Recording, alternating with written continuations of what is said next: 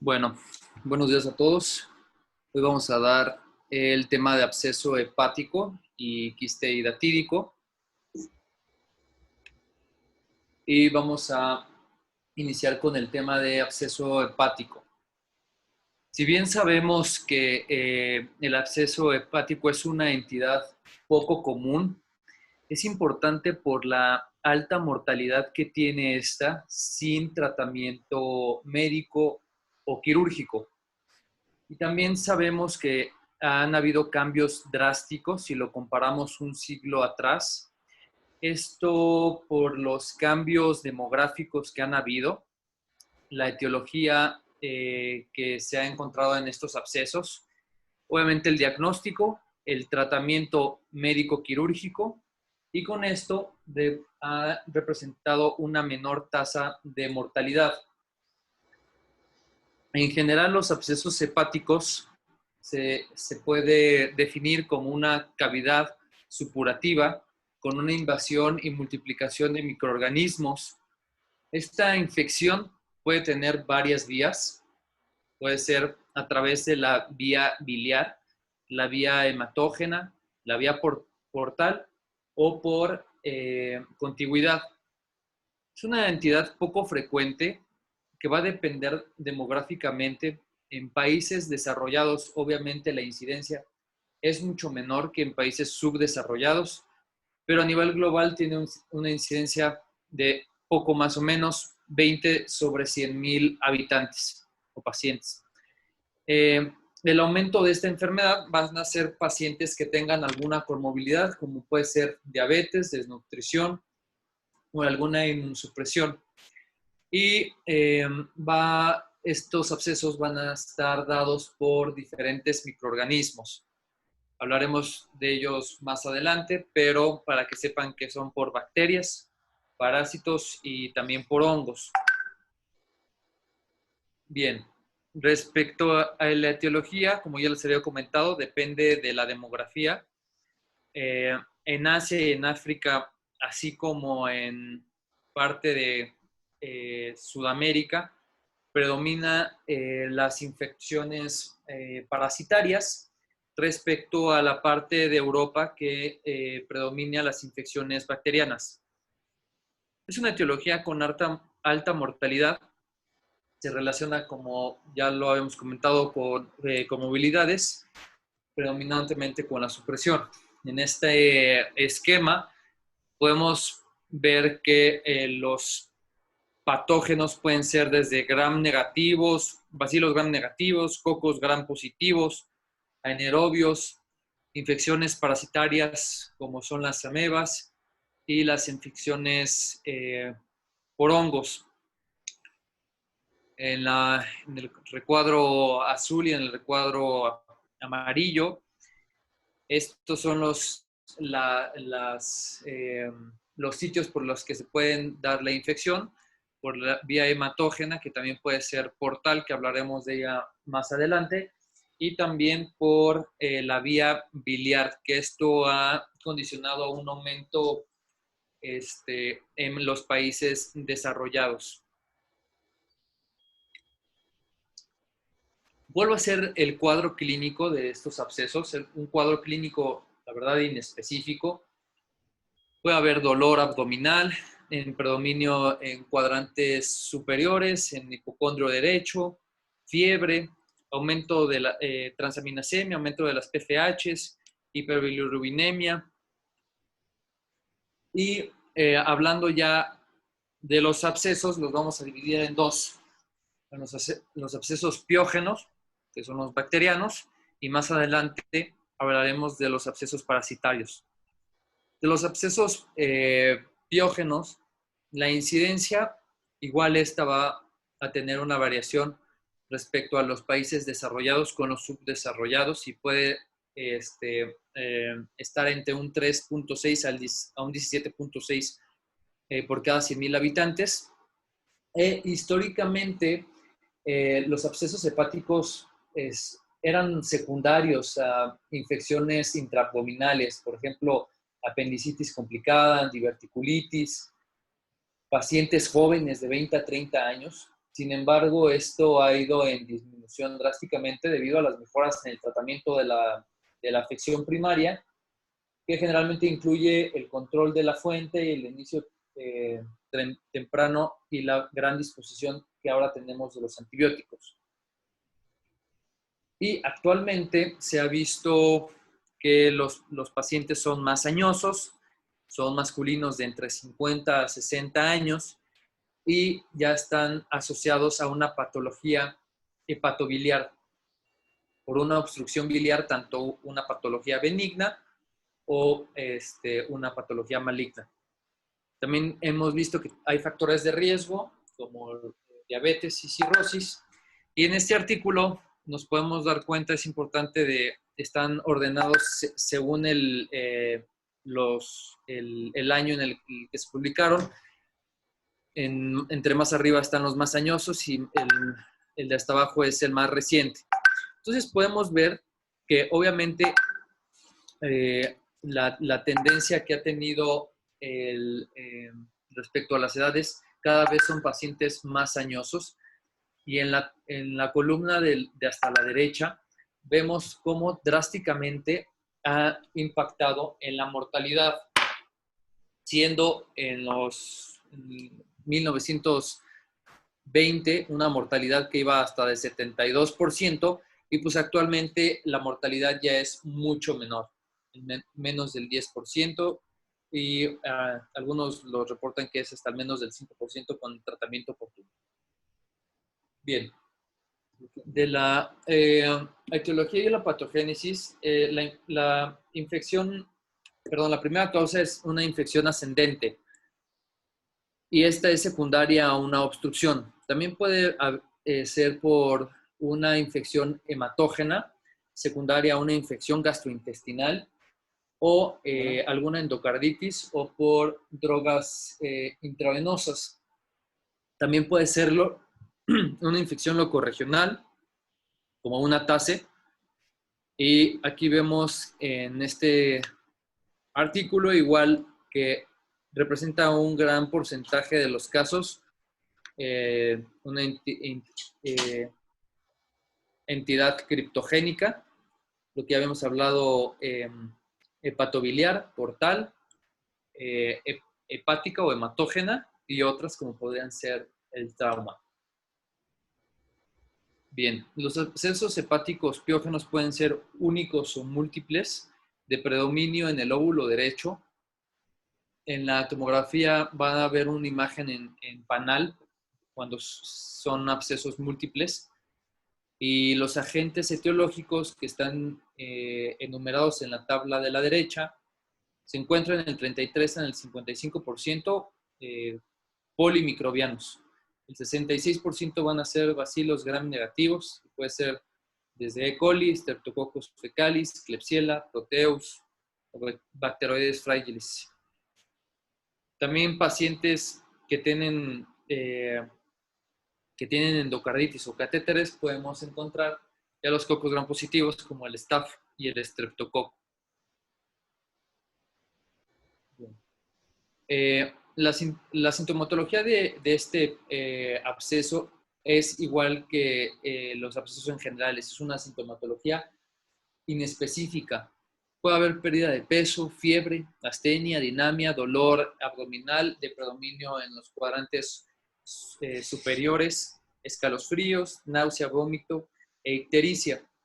Igual en este estudio podemos ver que el mayor porcentaje o el signo que más se presentó fue el fiebre, hasta en un artículo hasta el 92% de los pacientes, seguido por el dolor abdominal, las náuseas, pérdida de peso, una diarrea que puede ser desde diarrea leve hasta disentería, ictericia y hepatomegalia.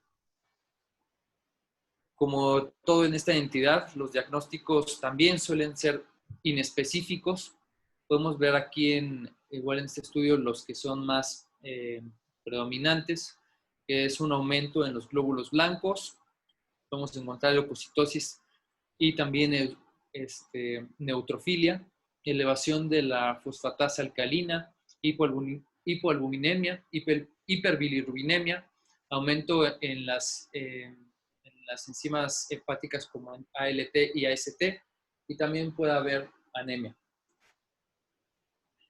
El diagnóstico por imagen nos van a ayudar, vamos a hablar que son dos principalmente. El ultrasonido, que tiene una sensibilidad que va desde el 83 hasta el 95%.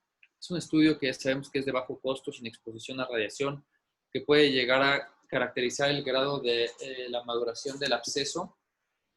Los abscesos inmaduros se van a ver hiperecoicos, y los abscesos ya maduros con imágenes hipoecoicas y delimitación de la pared del absceso. También nos sirve de que va a distinguir la vía biliar, y con esto nos vamos a poder enfocar hacia la causa si se trata de una etiología obstructiva. La tomografía, con una sensibilidad del 93 al 100%, este estudio nos va a ayudar a delimitar abscesos de hasta 0.5 centímetros. Son lesiones hipodensas que realzan con contraste IV en la periferia, en la fase venosa, y vamos a poder ver el signo del anillo, que es este realce en el contorno de la lesión. El diagnóstico diferencial que vamos a tener con estos abscesos, bueno, en estas imágenes, son metástasis, y cuando son abscesos múltiples, los vamos a encontrar como si fuera un racimo. Dentro del tratamiento del absceso piógeno, desde el 1938, el doctor Ochsner demostró que el drenaje quirúrgico combinado con el tratamiento médico condicionaba una alta tasa de sobrevivencia, del 62 contra el 100%, casi el 100% de mortalidad sin tratamiento. Y en el 53, el doctor McFadden reportó los primeros 14 pacientes que sobrevivieron posterior al drenaje percutáneo. Entonces, sabemos ya que el tratamiento va a ser la suma del tratamiento quirúrgico, ya sea abierto percutáneo, más el tratamiento antibiótico. ¿Qué es importante aquí? Tomar hemocultivos desde el inicio para guiar el tratamiento terapéutico, una serología de entamoeba histolítica, que es el diagnóstico o que es el otro grupo parasitario que causa los abscesos hepáticos, y el tratamiento empírico puede ser piperacilina tazobactam, ampicilina o sulbactam, carbapenémicos más metronidazol, de 4 a 6 semanas hasta 12 semanas. Bien, el drenaje percutáneo pues ha tenido gran auge fue descrito en 1953 en Hong Kong por primera vez. Es un procedimiento relativamente seguro y, como sabemos, es costo efectivo. El tratamiento endoscópico se van a reservar para aquellas fístulas biliares tratadas con esfinterectomía, y se han reportado casos de drenajes transgástricos en los abscesos que estén en los lóbulos posteriores, como el lóbulo caudado. El tratamiento quirúrgico va a estar indicado en el fracaso en el tratamiento médico y por drenaje percutáneo, que en aquellos pacientes que hay una contraindicación de drenaje percutáneo, y en los pacientes que el abordaje quirúrgico sea accesible y que condicione un poco riesgo.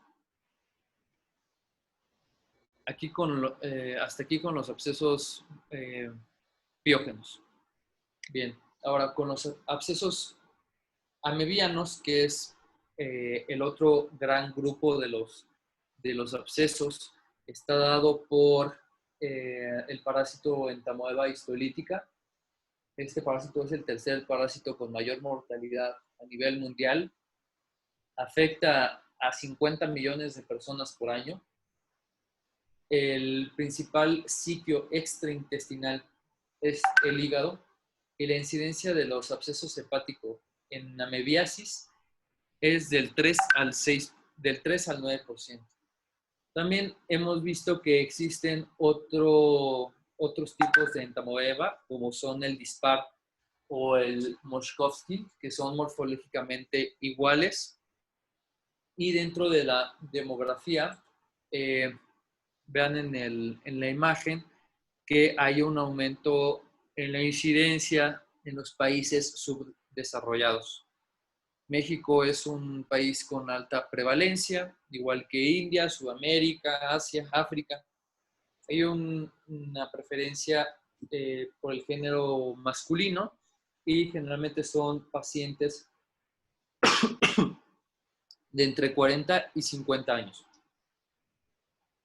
Ahora, de la etiología y patogénesis,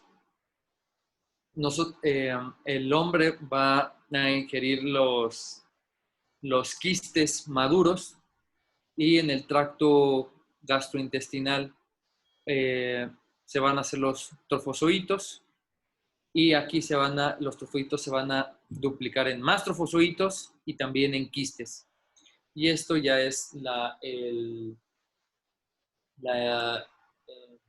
entidad patológica de la enfermedad. Los abscesos que van a dar la enfermedad se caracterizan por tener un aspecto chocolatado. Bien. El cuadro clínico de solamente la amebiasis puede ser asintomático. Puede haber una fase subaguda que puede durar de 1 a 3 semanas. Hay diarrea, desde una diarrea leve moderada hasta una franca disentería. Puede haber dolor abdominal y fiebre. De los laboratorios, uno que nos va a ayudar bastante es el coproparasitoscópico, donde vamos a ver los quistes o los trofozoitos, sangre oculta en heces, la serología que tiene una sensibilidad del 94% y una especificidad del 95%, que puede haber falsos negativos en los primeros 7 a 10 días, y si tenemos un falso negativo tenemos que repetir el test. Tenemos que tener al menos uno en 256 unidades internacionales, y los glóbulos blancos se van a aumentar de forma similar tanto en las enfermedades bacterianas como en las enfermedades amebianas.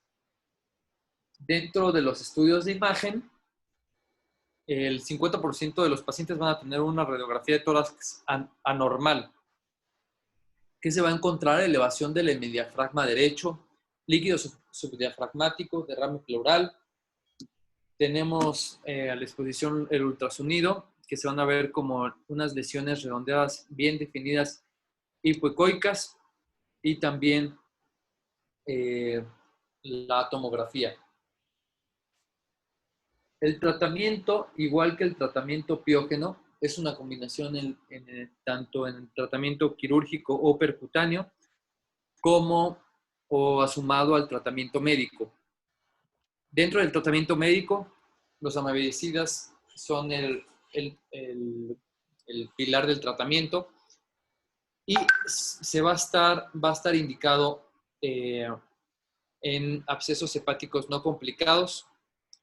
El medicamento de elección es metronidazol cada 8 horas por 28 días. Ahí hay mucha discrepancia entre cuándo drenar percutáneamente el absceso y cuándo no. En general, aquellos abscesos que midan más de 5 centímetros son candidatos para un drenaje percutáneo. Aquellos pacientes que tienen un deterioro clínico, que tengan mala respuesta al tratamiento médico, que tengan una coinfección bacteriana o que el absceso se haya roto. Este drenaje se ha visto que disminuye los días de estancia intrahospitalaria, disminuye los días de dolor y hay una respuesta más rápida. Dentro de las complicaciones que podemos ver en los abscesos amebianos es la perforación del absceso, y los predictores de la ruptura son aquellos que miden de 5 a 10 centímetros, que tienen un incremento progresivo relativamente rápido de tamaño, aquellos que están en el lóbulo izquierdo del hígado. También puede haber complicaciones como la trombosis de vena hepática, la coinfección bacteriana, el distrés respiratorio y la sepsis. Y ya con este tratamiento médico, a diferencia de a principios del siglo pasado, que la mortalidad es casi el 100%, aquí la mortalidad es del 5%, los abscesos rotos tienen una mortalidad del 6 al 50%, dependiendo del tratamiento médico quirúrgico. Y también se han visto factores asociados a una pobre respuesta, como son una bilirrubina total más de 3.5, la encefalopatía, hipoalbuminemia menos de 2 gramos sobre decilitro, abscesos múltiples o abscesos con un volumen mayor a 500 mililitros. A ver, hijo, ¿qué te parece si podemos dividir, y viendo aquí a Luisito con nosotros? Vamos a dividir, si te parece bien, si no, le seguimos, a lo que son los quistes, perdón, los abscesos hepáticos piógenos, los abscesos amibianos, y bueno, el quiste hidatídico al final, porque tiene particularidades que no son 100% de nuestra población, como pueden ser los otros dos.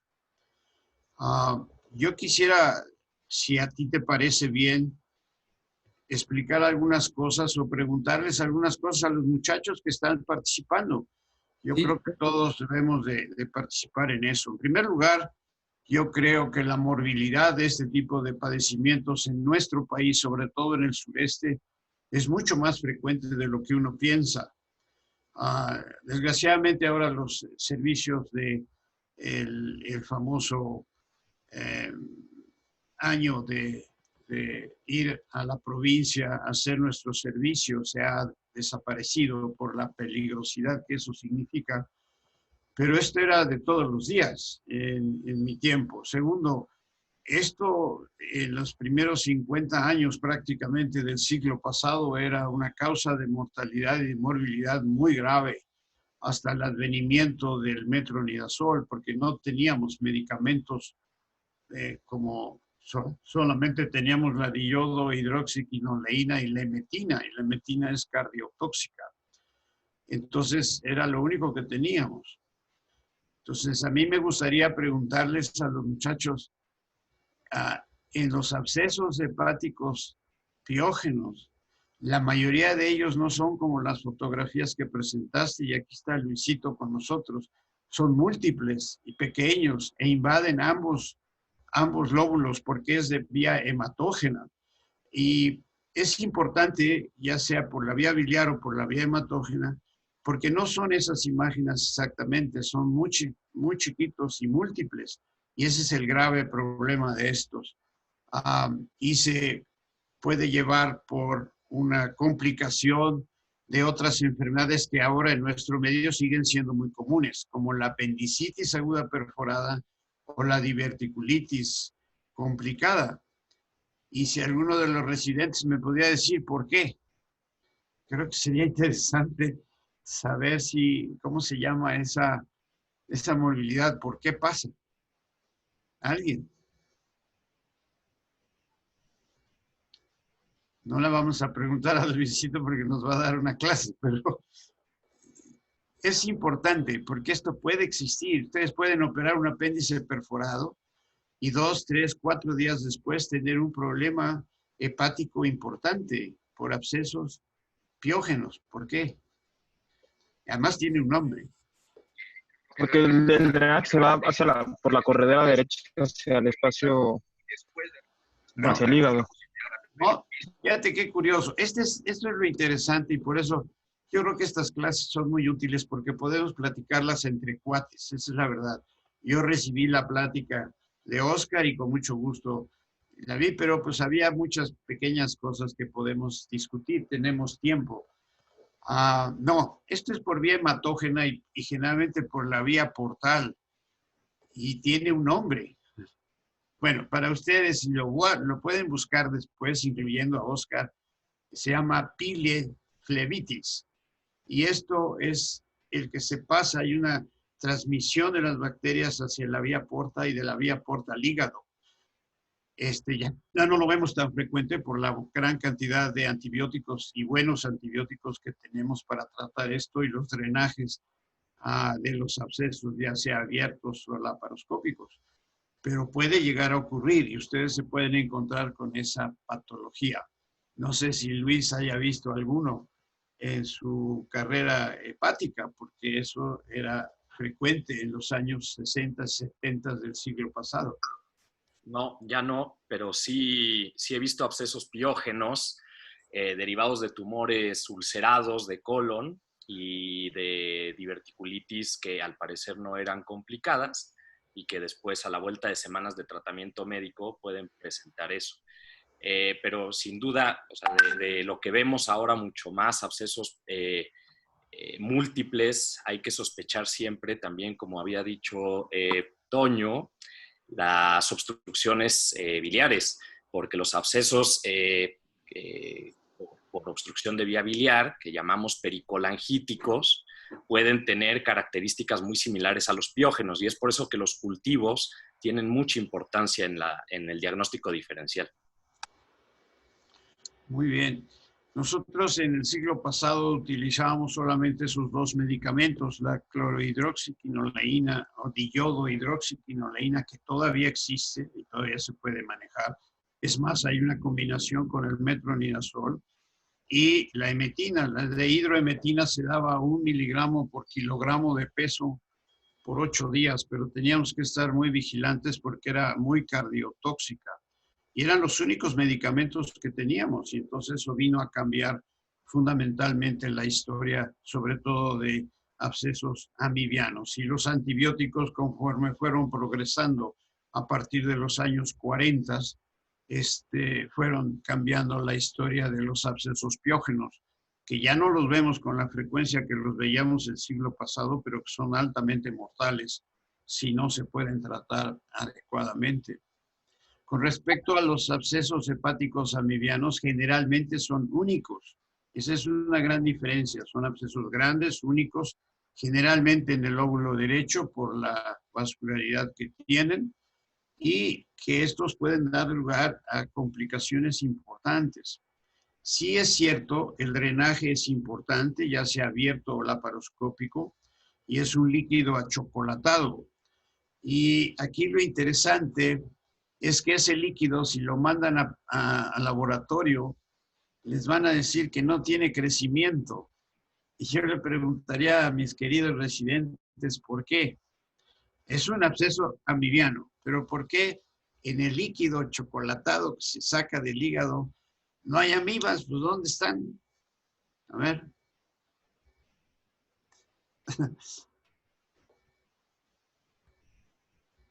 Bueno. Tampoco se va a preguntar a Luisito porque nos hace una clase aquí. Las amibas no están en el líquido, están en la pared del hígado. Y por eso es importante que el tratamiento médico se continúe por una buena cantidad de días posteriores, porque las amibas están comiendo el hígado en la pared y no están en el líquido. El líquido es el líquido. Y estos se pueden abrir, como bien lo dijo Óscar, hacia la pleura. ¿Y qué puede pasar ahí? Aparte del derrame pleural, que si lo drenan es el líquido achocolatado que tenía el quiste, pero puede tener otra complicación que no es mortal, gracias a Dios, pero sí es muy dramática. Yo creo que ustedes nunca han visto una y no sé si Luis haya visto alguna vez. No, tampoco. Tiene un nombre también, igual que la pileflebitis. Se llama vómica. Y la vómica es la salida de líquido achocolatado del absceso.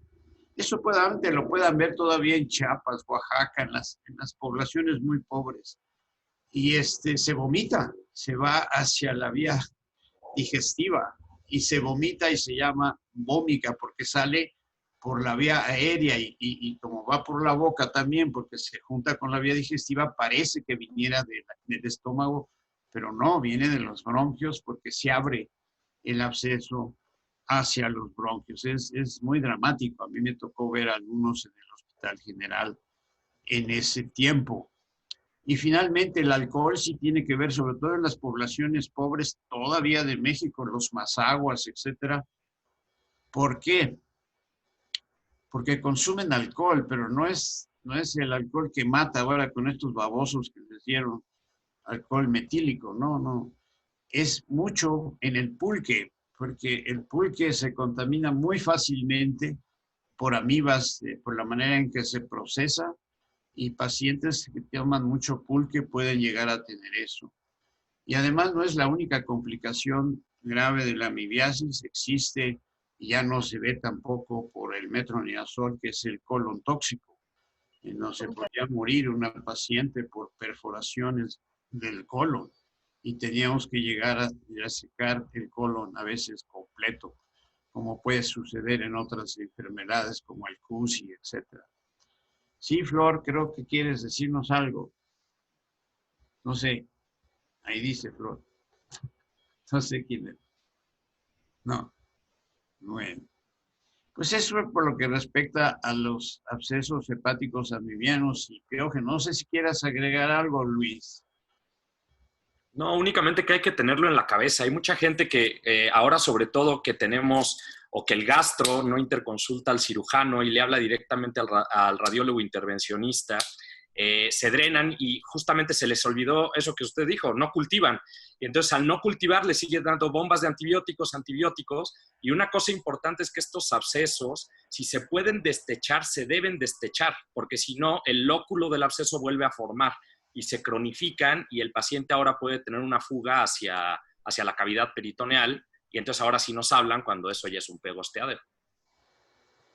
Y finalmente estaría, y ese es para Luis, y yo nunca lo practicábamos mucho en esa época, llegamos a hacer algunas, pero eran muy, muy esporádicas, es la resección hepática con todo y quiste. Sí. Tu experiencia, Luis, con eso. Es muy raro también hacer ya resecciones hepáticas por quiste porque justamente se pueden fenestrar por la paroscopía. Eso ha facilitado mucho tanto el diagnóstico temprano como el tratamiento temprano y ya no son estas hepatectomías enormes del lóbulo derecho que se tenía que quitar todo porque estaban abiertas a otros sitios, ¿no? Más bien las hepatectomías se hacían en el contexto de los abscesos abiertos a cavidad pleural o a cavidad abdominal y que requerían un manejo urgente, pero pues tampoco eran muy poquito mórbidas, eran bastante mórbidas. Sí, y finalmente hay otra complicación que yo vi un par de veces. Había un profesor de parasitología que era muy famoso, el doctor Castañeda. Hay inclusive un medio de cultivo que se llama Castañeda, que trabajaba en el Hospital General. Decía que las amibas comen más que un león. Estas se perfora la cavidad abdominal. Es un problema, la mortalidad es altísima porque empiezan a comer todo por todos lados y vimos salida de amibas y de problemas por el ombligo. Era una tragedia todo eso. Gracias a Dios ustedes ya no lo viven, pero es interesante y sobre todo tener en cuenta si ven un absceso único del lóbulo derecho, siempre pensar en las famosas amibas. Ahora sí, Oscarito, vete con el hidatídico. A ver, ese también. Doctor, yo nada más les quiero agregar algo. Sí, claro. Qué bueno que tienen esta clase con usted y con Luis, que les están aclarando todas estas cosas, porque donde hacen el servicio social de cirugía los residentes, ahí en San Juan y en Huichapan, es justo el cinturón del pulque. Entonces, si ven mucho quiste hepático, guarden esta clase, repásenla muy, muy, muy, muy bien, porque sí les van a llegar muchos pacientes con este tipo de padecimientos y para que sepan cómo manejarlo. Bien, Betty. Pues vámonos al quiste.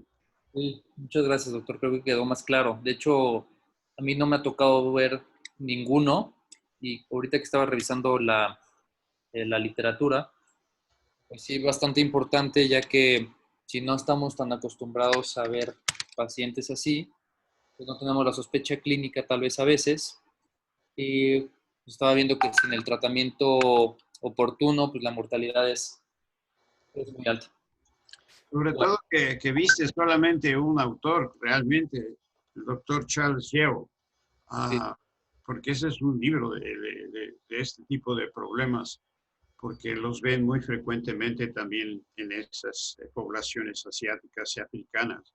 Pero en México lo tenemos y qué bueno que Beatriz nos hizo el favor de recordar que van ustedes a esos servicios y no sería raro que algún día tuvieran que drenar alguno de estos abscesos y no se les olvide continuar con el tratamiento médico, sobre todo a base del metronidazol. ¿Ok? Ok, doctor, muchas gracias. Bueno, adelante. Muy bien. Respecto al quiste hidatídico, hay que recordar que la hidatidosis es una zoonosis causada por el estadio larvario del cesto de Echinococcus granulosus, que pertenece a la familia de las tenias. A diferencia de las otras tenias que conocemos, como la saginata, esta tenia es realmente muy pequeña, llegando a tener una longitud como de 3 a 7 milímetros. El huésped es el canino, predominantemente los perros, y van a estar aquí, va a tener una mayor incidencia en las áreas rurales. Y este cesto tiene una alta resistencia. Puede vivir hasta 294 días a 7 grados centígrados, 28 días a 21 grados centígrados, y puede llegar a durar hasta 10 minutos a 100 grados, o sea, hirviendo el agua. Hay varios tipos de céstodos. El que vamos a hablar ahorita, o el que conforma el quiste hidatídico, es este primero que vemos, el Echinococcus granulosus. El huésped definitivo, como ya lo habíamos dicho, es el perro, pero también puede ser en lobos, zorros, y necesita forzosamente un huésped intermedio, que este huésped va a ser las ovejas, las cabras y los caballos. Realmente el ser humano es un huésped incidental. Y en esta imagen podemos entender un poco la patogénesis, que el protoexelex va a estar en el perro. En el perro se va a convertir en el escolex, y esto, el perro va a defecar los huevos del quiste, y va a completar el círculo con la ingesta de las ovejas o las cabras. Dentro de la epidemiología, igual que los abscesos, este quiste va a depender de un control higiénico, un control veterinario, y la incidencia va a ser muy diferente respecto a los países subdesarrollados a los países desarrollados. Los países desarrollados hasta siendo un 0.4 por cada 100,000 habitantes, y en los países subdesarrollados hasta de 196. Vamos a tener factores de riesgo, factores laborales, como son los mataderos, los veterinarios, los ganaderos o los pastores. Del desarrollo del quiste hidatídico, primero va a estar en el parénquima hepático. Las larvas se van a pegar en la pared del quiste, y puede estar así el paciente asintomático meses y años. El quiste puede ser visible a partir de las 3 semanas y puede crecer hasta 3 centímetros de diámetro en los primeros 3 meses. En los quistes no complicados, la secreción del quiste es incolora y es hialina. No va a estar coinfectado, no va a tener una infección bacteriana. Y va a tener predominio en el lóbulo derecho del hígado. Aquí las complicaciones, que ya nos hizo favor de mencionar el doctor, vamos a tener que puede haber una compresión propiamente del parénquima hepático, una obstrucción de la vía biliar, la infección bacteriana quística, y algo muy importante aquí, que puede romperse el quiste dentro del tracto biliar. Un factor predictor es que el quiste mida más de 10 centímetros. También lo que había comentado el doctor de los abscesos, en los quistes también se puede romper hacia el árbol bronquial en los segmentos posteriores y superiores, y también puede haber una ruptura hacia la cavidad peritoneal. También puede haber un síndrome caquetizante. Dentro del cuadro clínico, en los quistes no complicados, el cuadro es inespecífico. Puede haber dolor en el hipocondrio derecho, se puede palpar una masa, puede haber náusea, vómito, pueden haber trastornos digestivos. Y cuando estos quistes se abren hacia las vías biliares, ya tenemos cuadros de ictericia obstructiva, cuadros de colangitis, fiebre. Cuando se rompen hacia la cavidad peritoneal, tenemos un cuadro de peritonitis y se va a manifestar como un abdomen agudo. Dentro del diagnóstico hay un consenso en el 2010 que lo dividen en casos posibles, probables y confirmados. Los posibles son un paciente con un cuadro clínico de quiste, más una imagen sospechosa o la serología positiva. Los casos probables, que es la imagen con la serología positiva, y los casos confirmados ya es con patología. Dentro de los laboratorios igual van a ser inespecíficos, pueden cursar con un patrón colestásico, aumento de la fosfatasa alcalina, de la GGT, puede haber eosinofilia. Ya tenemos serologías y también tenemos test de Lisa y de Western Blot que tienen una alta especificidad y sensibilidad. Dentro de los estudios de imagen, el ultrasonido tiene una sensibilidad del 100 y una especificidad del 97%. Hay una clasificación que se llama clasificación de Garvey, que la tomaron para mejorarla, y que es la clasificación que utiliza la OMS. Esta clasificación corresponde a los hallazgos del ultrasonido en estos quistes. Para fines prácticos, los primeros dos estadios te hablan de un quiste activo y que por esto va a necesitar un tratamiento médico y quirúrgico más agresivo. Mientras que un 1CE3, que puede ser transicional, se puede manejar, como ya veremos más adelante, con un tratamiento percutáneo.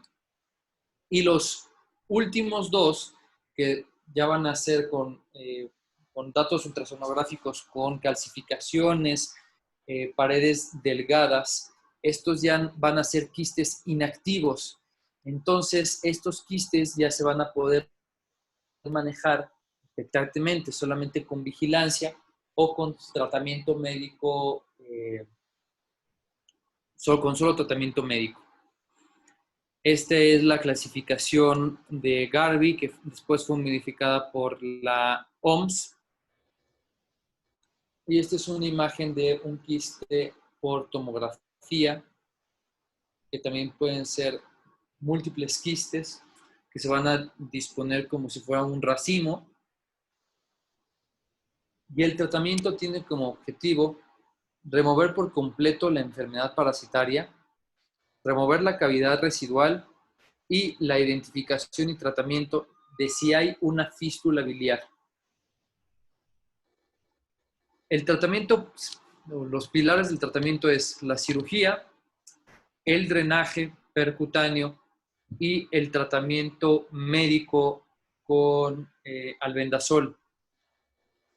De la cirugía son los estadios activos que ya veíamos en un inicio, que son quistes con múltiples vesículas, o que también puede haber un quiste único situado superficialmente, con el riesgo de una ruptura espontánea o con un trauma. Y las contraindicaciones de la cirugía van a ser que sea un quiste no complicado o los quistes muy pequeños. En esta imagen podemos ver la cirugía de uno de estos quistes, que primero es la inyección de solución, que leí que puede ser solución salina, el drenaje propiamente del quiste, abren el quiste, lo drenan, después el destechamiento del mismo. Y leí también que ya en el sitio que retiras el quiste puedes dejarlo abierto o también puedes hacer una omentoplastía para tapar ese orificio. Dentro de del drenaje, del tratamiento percutáneo, se van a reservar aquellos pacientes que tienen por ultrasonografía un padecimiento activo. Pueden ser quistes concéntricos y perecoicos delimitados con un halo en la periferia, que nos hablan también de un quiste en transición. Obviamente existe el riesgo del tratamiento percutáneo que se derrame el líquido hacia la cavidad abdominal y pues en ese momento tendría que ser ya un tratamiento quirúrgico. Bien. Y el tratamiento médico son aquellos pacientes que por ultrasonido tienen quistes activos, pero menores de 5 centímetros. También aquellos pacientes que son inoperables o que no quieran el tratamiento quirúrgico, que tengan múltiples quistes en diferentes órganos. Y el medicamento de elección es el albendazol, que se va a dar 10 miligramos por kilo, 2 veces por día. Y es un tratamiento muy largo, de 3 hasta 6 meses. Y de los equinococosis alveolar, si recordamos, acabamos de ver que el cestodo Echinococcus granulosus era el que nos daba el quiste hidatídico. Ahora, también existe el Echinococcus multilocularis, que nos va a dar la patología de equinocosis alveolar. La mortalidad es muy alta en pacientes que no tienen tratamiento. La incidencia es de 0.2 por cada 100,000 habitantes. Aquí el huésped definitivo va a ser el perro, pero también puede ser los gatos y los zorros. Y el huésped intermedio aquí, en lugar de ser las cabras y las ovejas, son roedores y caballos. También existen factores de riesgo laboral. Y el curso de la infección es realmente similar al del quiste hidatídico y esta enfermedad es casi exclusiva del hígado. La presentación clínica puede haber un periodo asintomático de 5 a 15 años. Después el paciente empieza con astenia, dinamia, dolor abdominal, pérdida de peso, se puede sentir una masa palpable, o sea, realmente un cuadro inespecífico. Y dentro del diagnóstico, los laboratorios continúan siendo inespecíficos. Puede haber eosinofilia, aumento de la fosfatasa alcalina, la GGT. Hay serología para este equinococo, pero no está tan disponible. Y dentro de los estudios de imagen podemos tener el ultrasonido y la tomografía. Estas lesiones van a ser heterogéneas e hipodensas con contornos irregulares, con un centro necrótico con una pared bien definida, como la podemos ver aquí. Y dependiendo del estadio de la lesión, se puede comportar esta entidad como un tumor maligno. De hecho, existe esta clasificación como la clasificación para malignidad, donde la clasifica también si hay o no hay metástasis. El diagnóstico, igual que el quiste hidatídico, puede ser posible, probable o confirmado. El posible con la sospecha clínica más la imagenoserología. Un caso probable con la sospecha, con la imagen y con la serología en 2 ocasiones. y el caso, un caso confirmado con la histopatología. El tratamiento va dirigido a una cirugía radical para tener un R0 y el albendazol está indicado en todos los pacientes. Hay dos tipos de resecciones, una resección curativa y una resección paliativa. Y el tratamiento médico es a base de albendazol, 10 a 15 miligramos kilogramo día por tiempo muy prolongado que puede ser hasta 12 meses. Y esto sería todo. No sé si haya dudas Sí. o comentarios acerca de los quistes. También aquí hay algunas cosas importantes. Nosotros no somos un país predominantemente con presencia de estos quistes. Sí los existen, sobre todo en el norte, Chihuahua, Sonora, en algunos centros donde hay ganado, sobre todo ganado de oveja. Pero, por ejemplo, Nueva Zelanda, ahí hay más borregos que habitantes en Nueva Zelanda y algunos otros centros, Australia, etcétera. Pero lo que es importante, muy importante, es cuando tú lo estás tratando y tú lo dijiste, pero quiero que me digas por qué, Oscar. Tú dices, le están inyectando al quiste a solución salina. ¿Por qué?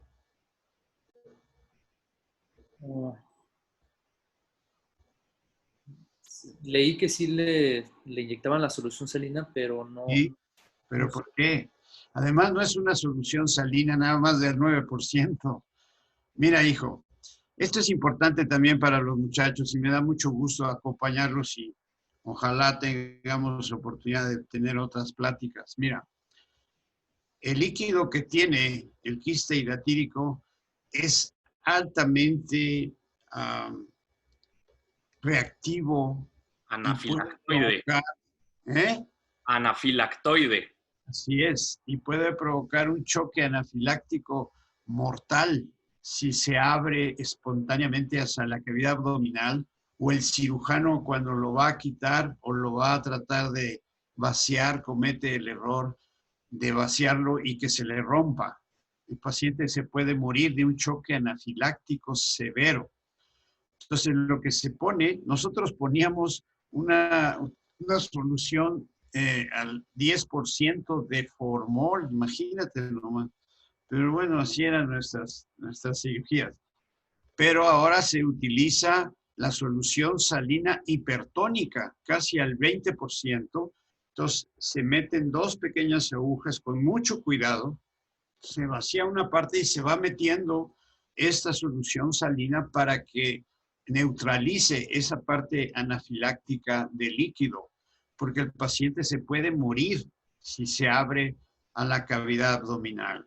Y eso es probablemente una de las causas más serias de un choque anafiláctico, no producto de una reacción alérgica al yodo, cosas así. Es realmente, yo nunca vi una, pero hay descritos de muertes en la sala de operaciones por ese motivo. Los estudios son ELISA y el Western Blot, que nosotros después lo usamos para el diagnóstico de SIDA. Así empezamos a hacer diagnósticos de SIDA aquí en el hospital. Las primeras pruebas, como ahora con el COVID, que empezaba a tratar muy exitosamente el equipo que lo está haciendo. En esa época hicimos las primeras pruebas con Western Blot y con ELISA. Lo que pasa es que son cosas diferentes en cuanto a unos que hacen el diagnóstico y el otro ya hace el diagnóstico de IgG, IgM y IgA. Y entonces ya se corroboraba el diagnóstico definitivo de SIDA. Ahora se utiliza también para el quiste hidatídico. Y estos pequeños quistes pueden ir al cerebro, sí se pueden ir al cerebro, pueden producir epilepsias, etcétera, y su tratamiento también puede llegar a ser inclusive quirúrgico ahí porque son pequeñitos. Y aquí en México probablemente la causa más común en nuestro medio serían los perritos. Entonces cada vez que acaricien a sus perritos y los niños le den parte del helado al perrito y luego se coman el resto, pues hay que tener cuidado, aunque no hay mucho, gracias a Dios, pero hay que tener. Y el avendazol es el principal, el mebendazol no, porque ese no atraviesa la pared intestinal y no lo puede curar. No sé si Luis o Beatriz o alguien tenga otro comentario. No, justo lo mismo que al retirarse, o sea, lo importante es primero diluir el contenido y que no se rompa la cápsula.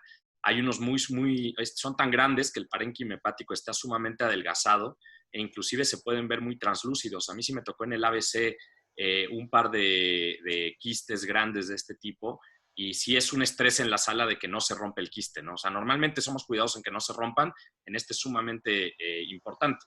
Y después, justamente, y lo pueden ver en la clasificación, justifica mucho el por qué una vez que está vacío, prácticamente se desprende como si fuera un calcetín. Y lo único que hay que cuidar es la hemostasia y que no tengamos una fuga biliar. Por eso es que se recomienda en algunos casos poner un parche de Pipilona I, aunque no es necesario en todos los casos. Con un drenaje que nos avise ahí en el lóculo del absceso suele ser suficiente. Pues bien, gracias, Oscar. Si no hay más preguntas y cosas, te agradezco mucho que me hayas invitado y la presentación. Bueno, son pequeñas cosas que nos debemos de enfrentar alguna vez a ellas y que no se les olvide, como dijo Beatriz. Pues muchas gracias a todos, ¿no? Muchas gracias a ustedes. Gracias, doctor. Okay. Gracias. Muchas gracias. Muchas gracias.